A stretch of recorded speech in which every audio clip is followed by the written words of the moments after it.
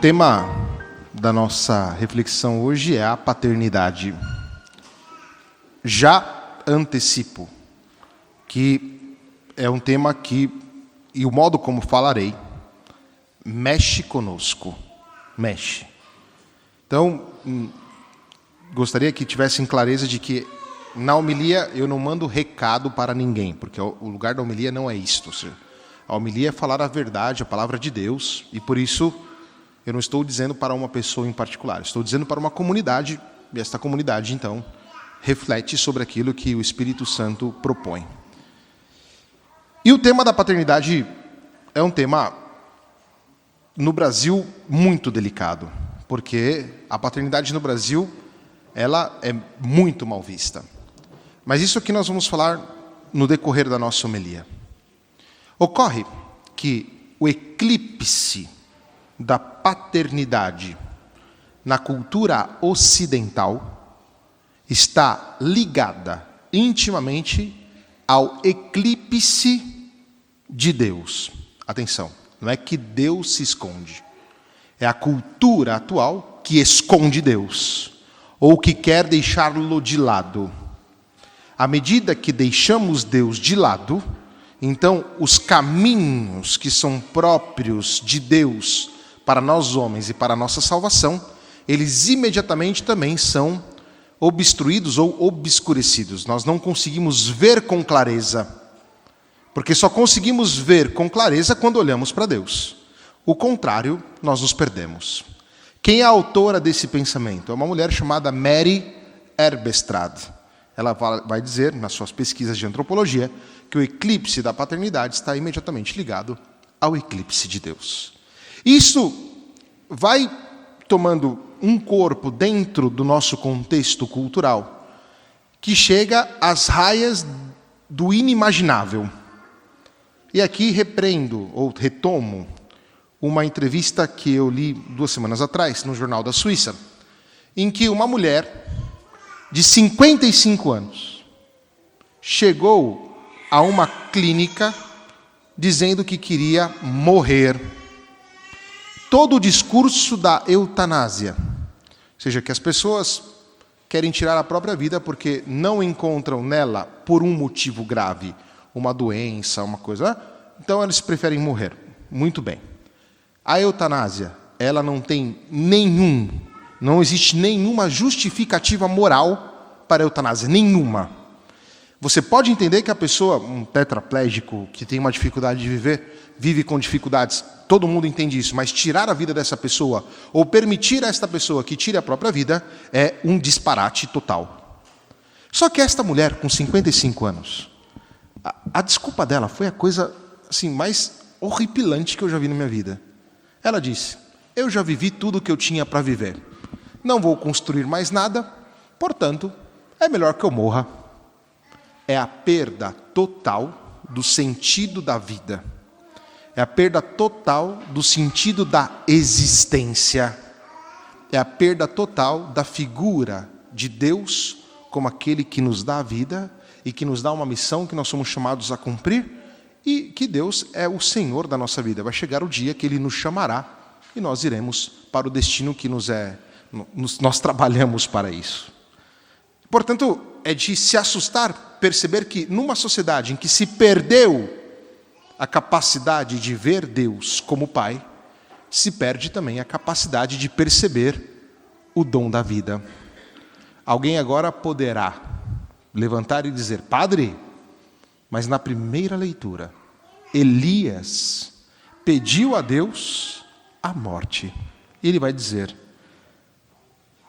sentou-se finalmente debaixo de um junípero e pediu para si a morte, dizendo: agora basta, Senhor, tira a minha vida. Alguém poderá dizer: Padre, mas e aí? Como é que é essa situação aqui? A diferença entre esta mulher de 55 anos e Elias é gritante. Por quê? Porque Elias olha para o autor da vida e pede uma loucura: tira a minha vida.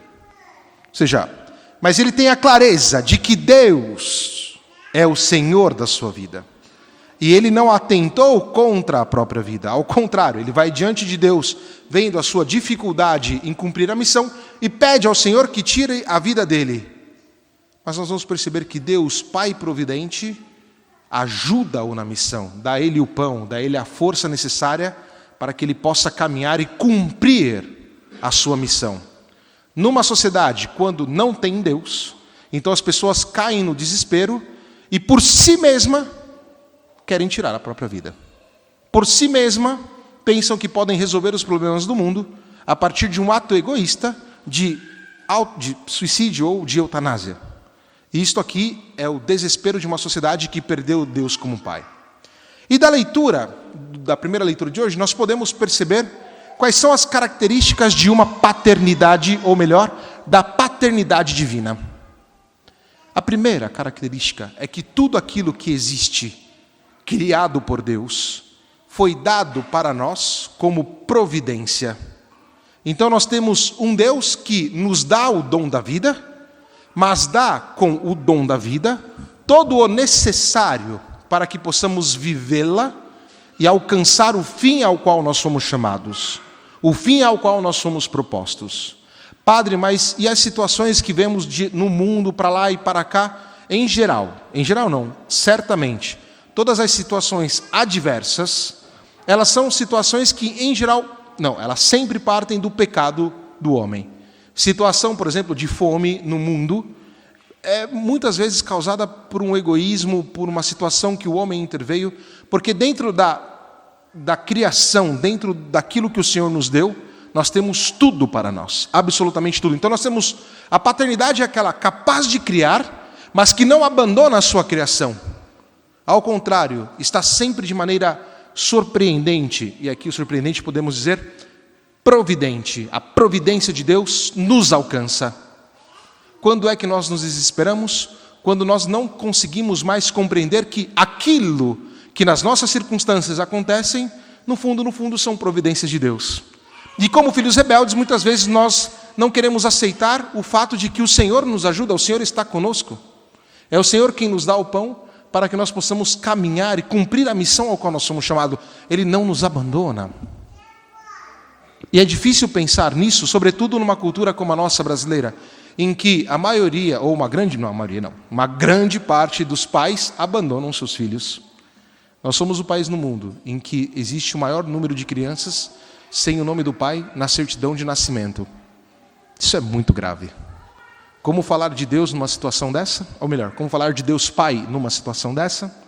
Numa situação de abandono? Por isso, agora me dirijo diretamente aos pais. Caro papai, você é chamado a não abandonar os seus filhos, a ser a eles providência. E providência significa uma presença capaz de iluminar o caminho deles, para que, gerados na própria vida, possam alcançar o fim último a que foram chamados. Para que possam perceber na sua paternidade qual que é a real fonte da paternidade, que é Deus que nos espera neste futuro que nós estamos caminhando. Uma paternidade que não é capaz de demonstrar Deus é uma paternidade falida. E infelizmente na nossa cultura brasileira, e trago muito para cá porque infelizmente é assim, nós temos uma ideia de paternidade romântica, que é uma babaquice infinita. E nós temos uma ideia de paternidade materialista. A romântica que pensa só no sentimentozinho, não sei o que, meu filhinho, blá, blá, blá. E paternidade não é só isso. O afeto também está envolvido, mas não é só isso. Paternidade é ter clareza, é ter um objetivo, é ter um caminho, é ter uma ideia clara. O materialismo da paternidade é quando o pai pensa que basta somente dar o dinheiro ou coisas materiais para sustentar o filho, que também não é só isso. É isso, mas não só isso. E aí é quando nós vamos ver que muitas mamães cuidam praticamente sozinhas dos filhos, porque os pais simplesmente abandonaram os filhos e abandonaram as famílias.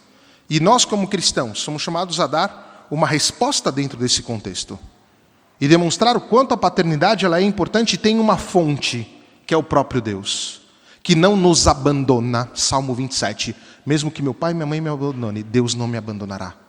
E você, papai, vai resplandecer, vai ser um reflexo de Deus à medida que está presente na vida dos seus filhos e não os abandona. Mas não abandonar não significa simplesmente estar ali passando a mão na cabeça, mas indicando com clareza o caminho que eles são chamados a seguir.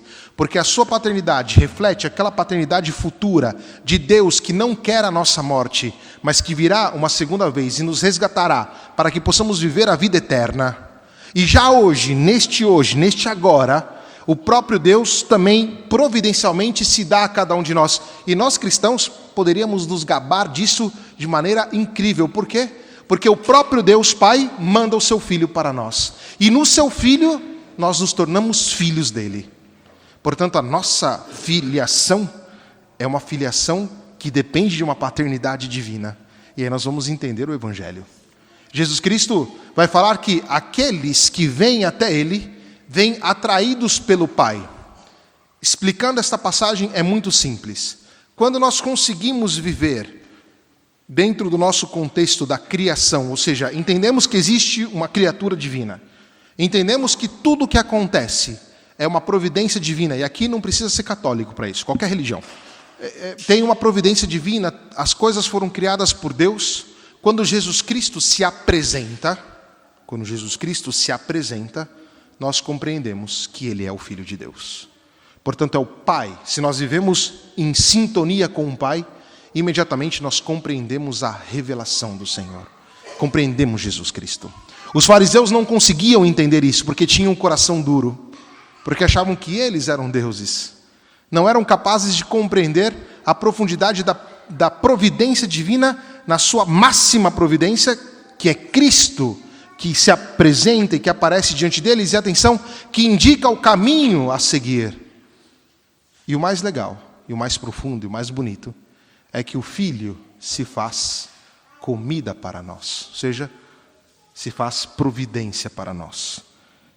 Os vossos pais comeram maná no deserto, no entanto, morreram. O maná foi dado pelo próprio Deus. Muito bem, mas Deus não quer que ninguém morra.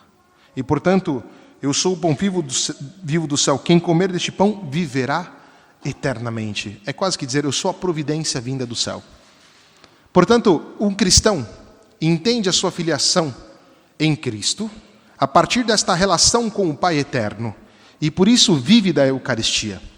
Porque a Eucaristia é o verdadeiro pão, o pão da vida, a carne de Cristo, que nos é dada para a vida do mundo. É a minha carne dada para a vida do mundo.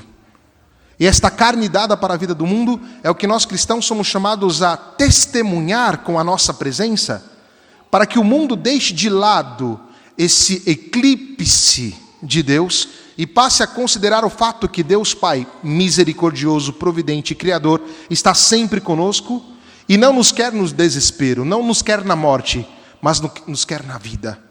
Nos quer cumprindo a missão que nós somos chamados, esta missão que cada um de nós aqui cumprirá em primeira pessoa. Porque a sua missão é só você que cumprirá. Eu vou cumprir a minha, você cumprirá a sua, e assim nós vamos adiante. Portanto, a paternidade, esta graça que você, papai, recebeu de ser providência para o seu filho, mas apontar ao seu filho qual é o caminho, e o caminho é o eucarístico. E o caminho eucarístico, ele passa por uma capacidade profunda, que é São Paulo, na segunda leitura, que vai nos dizer: vivei no amor como Cristo nos amou e se entregou a si mesmo a Deus por nós em oblação e sacrifício de suave odor.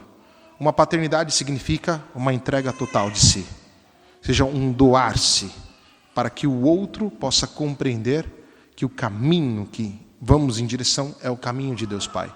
Obviamente chegará um dia que seus filhos deverão viver sozinhos. A Sagrada Escritura resolve isso. Deixará seu pai e sua mãe e formará uma nova família. Ótimo, perfeito. Mas para chegar até ali, você, papai, é chamado a indicar o caminho para ele. E por isso, a nossa paternidade, ela tem uma fonte, que é a fonte de Deus, que é o próprio Deus. Ela tem uma fonte porque ela nos permite participar da criação divina, nos permite participar dentro da lógica da providência divina. E aqui é o que São Paulo vai dizer: não contristei o Espírito Santo. Quando é que nós contristamos o Espírito Santo? Quando nós escolhemos um caminho que vai longe da lógica divina. Quando escolhemos um caminho que não está de acordo com a providência da criação, que não está de acordo com o dom da vida, que não está de acordo com aquilo que o Senhor nos propõe, com a nossa entrega de vida para o outro. É ali que nós contristamos o Espírito Santo. Por isso, ser pai passa pelo fato de saber que, na sintonia com a providência de Deus, nós nos tornamos para os nossos filhos aqueles que indicam o caminho ao qual eles são chamados a seguir. E atenção, o caminho que o seu filho é chamado a seguir não é o seu caminho, mas é o caminho que Deus propõe para ele. E você, como pai, que vive dentro da sintonia com o Espírito, consegue discernir e entender qual que é o caminho que ele é chamado a seguir. Um grande erro é quando nós, pais, queremos ser egoístas pensando que os filhos têm que seguir o nosso caminho. Não, cada filho segue o próprio caminho. E aí é a grandeza, porque é isso que Deus espera de nós. E sendo assim providentes, nós somos chamados também a sermos misericordiosos, porque tantas vezes os nossos filhos erram. Mas temos que mostrar para eles que existe um perdão grande, que é o perdão de Deus, que nos permite recomeçar sempre no caminho do Senhor. Termino com uma imagem muito forte, que é de Rembrandt, A Volta do Filho Pródigo. E nós temos nessa figura ali o pai que está em pé, como se fosse um pouco com a imagem de Cristo, e que coloca as mãos sobre os ombros do filho. Se você observar bem, a mão do pai ela é bem distinta uma da outra. Em geral, as nossas mãos são mais ou menos iguais, mas ali você vê uma distinção muito clara. A mão, essa esquerda, que parte do coração, ela é forte, ela é dura, ela é uma mão que tem, você percebe que tem uma força incrível, assim, que isso representa o próprio do pai, ou seja, a capacidade de ser forte, de ser duro quando tem que ser duro, de indicar um caminho, de sustentar, a capacidade de uma acolhida, mas de uma acolhida com força. Isso aqui não é machismo não, tá? Isso aqui é uma característica própria da paternidade. E a outra mão que é muito mais suave, uma mão mais singela, que demonstra a parte da caridade, a parte do amor. E este equilíbrio é o que faz da paternidade uma verdadeira paternidade. E, portanto, no dia de hoje, caro papai, a quem praticamente dirigi essa homilia, espero que você tenha essa capacidade de perceber que a sua paternidade não depende de você, mas depende da paternidade divina. Isso é muito importante. Aos filhos que por qualquer motivo tenham tido desavenças com o pai, e aqui eu posso dar meu testemunho em primeira pessoa, tá? Porque, infelizmente, meu pai abandonou eu e meu irmão quando éramos crianças e, enfim, Deus sabe da vida dele. Nós, filhos, talvez tenhamos sido abandonados ou somos chamados a rezar pelo nosso pai. Agradecer a Deus por eles, porque graças a eles nós recebemos a vida. Teoricamente, nós estamos em dívida com eles, ok? Como é que você paga essa dívida? Vivendo bem a sua vida, segundo aquilo que Deus propõe, que a paternidade divina propõe. Portanto, não fica com esses complexos aí, tem que ir no psicólogo, porque meu pai... Não, a gente resolve isso com muita tranquilidade. Ou seja, procuramos viver bem a nossa vida, porque esta vida bem vivida é o quarto mandamento, ou seja, honrar pai e mãe. É o momento em que as pessoas, ao olhar para nós, vão dizer, nossa, você teve uma boa educação. E mesmo que o pai não tenha dado uma boa educação, ou que ele nos tenha abandonado, ele será honrado por aquilo. E um dia, diante de Deus, ele vai prestar as contas dele. Aí já não depende de nós. Da nossa parte, nós damos aquilo que nós temos de melhor.